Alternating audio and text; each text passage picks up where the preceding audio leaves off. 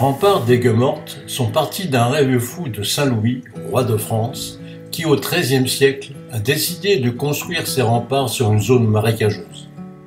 Il voulait ainsi y implanter le premier port du royaume de France ayant accès sur la Méditerranée.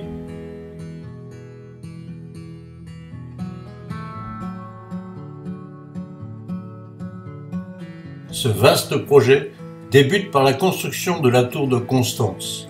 Elle avait une double fonction.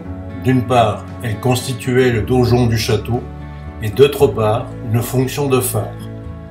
Culminant à plus de 32 mètres et épaisse de 6 mètres, elle servait également de tour de guet, offrant un point de vue panoramique de la Méditerranée jusqu'au mont Ventoux. Cette tour servira aussi de prison aux opposants au pouvoir royal.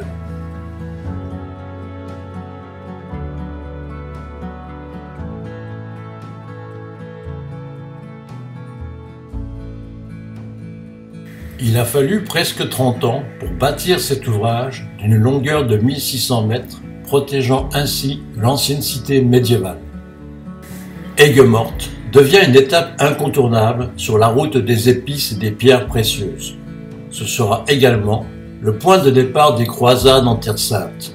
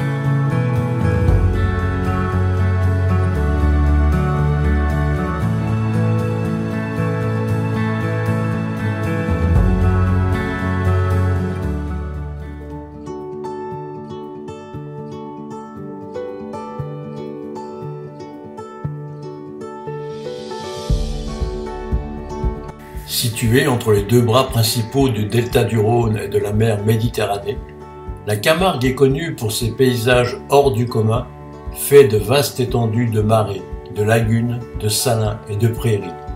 C'est un territoire entre ciel, terre et mer à forte identité, tant naturelle que culturelle, et elle est classée comme parc naturel régional. La Camargue est célèbre pour ses chevaux blancs mi-sauvages. Le cheval de Camargue est un petit cheval à la robe grise claire.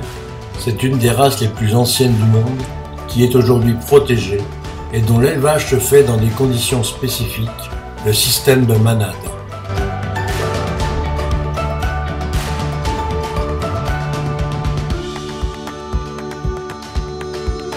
Élevés en plein air et en liberté sur une zone de plus de 90 000 hectares de pâturage, les taureaux camarguais profitent de la végétation variée d'un terroir unique en son genre. Le taureau de Camargue se distingue par son pelage noir, parfois brun, ses yeux gros et vifs, ainsi que ses cornes en forme de lyre, longues et fines noirâtres en bout, blanc crème à l'intermédiaire, gris foncé et forte à la base. Il constitue ainsi depuis des siècles l'un des emblèmes d'une région et de ses modes de vie.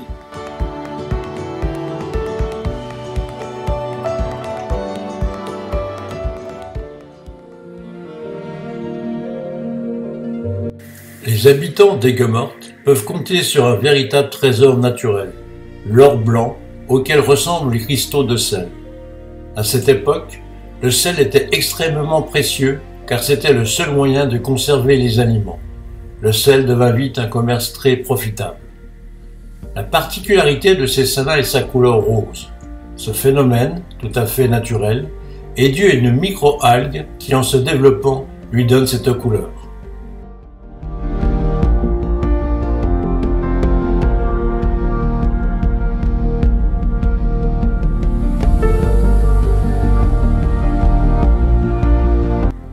Aujourd'hui, ces salines grandes comme Paris représentent 70% du sel que nous consommons à table. On y récolte plus de 5000 tonnes de sel par jour.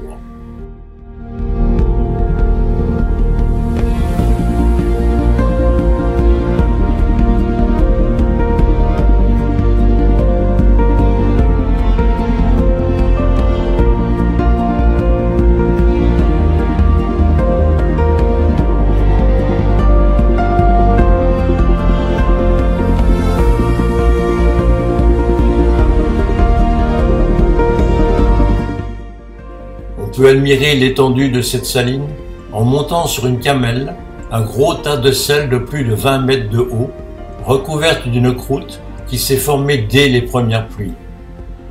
Aigues-mortes signifie eau stagnante, et c'est grâce au sel de ces eaux mortes que la ville est encore bien vivante.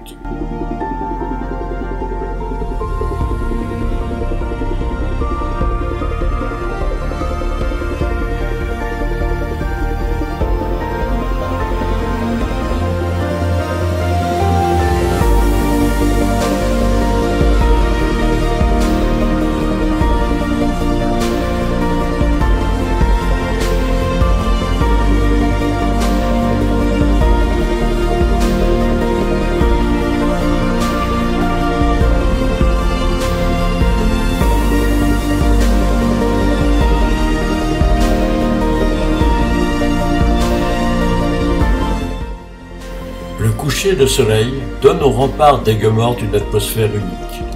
Les ruelles se vident de son flot de touristes et on peut alors profiter de la quiétude de cette ville fortifiée.